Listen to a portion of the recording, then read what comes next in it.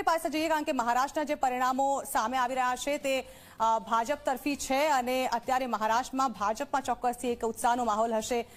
વિજયભાઈ, જે પ્રકારે આમ જોવા જઈએ તો ચૂંટણી પહેલા તો દરેક પક્ષ પોતાની જીતનો વિશ્વાસ વ્યક્ત કરે, લાગી રહ્યું હતું કે મહારાષ્ટ્રમાં કદાચ જે રીતે બે શિવસેના, બે એનસીપી જે પ્રકારની પરિસ્થિતિ હતી, કદાચ લોકો પણ કન્ફ્યુઝ થઈ જશે અને આ વખતે પરિણામો ખબર નહીં શું આવે।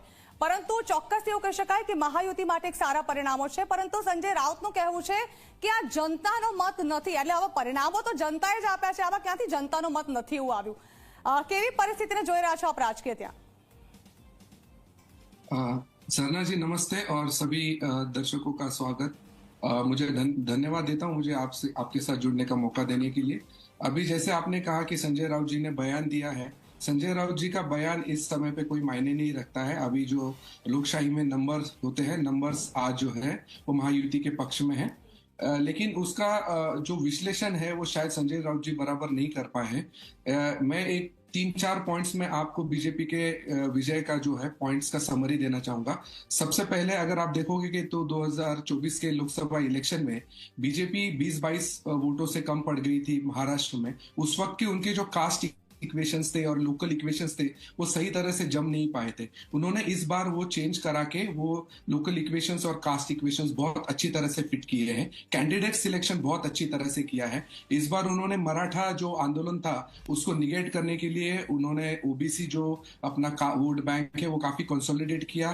ओबीसी के अगेंस्ट ओबीसी कैंडिडेट, मराठा के अगेंस्ट मराठा कैंडिडेट करके उन्होंने कोई भी ये कैंडिडेट दिए, कोई भी एक्सपेरिमेंट नहीं किया, जिसका परिणाम आप सबके सामने है।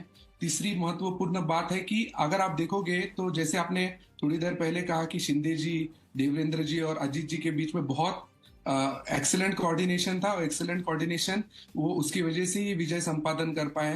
इसके उल्टा विपरीत अगर आप देखोगे महाविकास आघाड़ी में तीनों पक्षों के नेताओं के बीच में बिल्कुल विसंगति थी, बिल्कुल एक मत नहीं था, अपन आपस में झगड़ रहे थे। इसका परिणाम जो है ग्रास रूट तक गया और वो विजय संपादन नहीं कर पाए। और एक चीज यहाँ पे मैं बताना चाहूंगा, अगर अभी के आंकड़े अगर आप देखें तो बीजेपी ऑलमोस्ट 131 सीटों पे आगे है, जिनका स्ट्राइक रेट ऑलमोस्ट 86% है।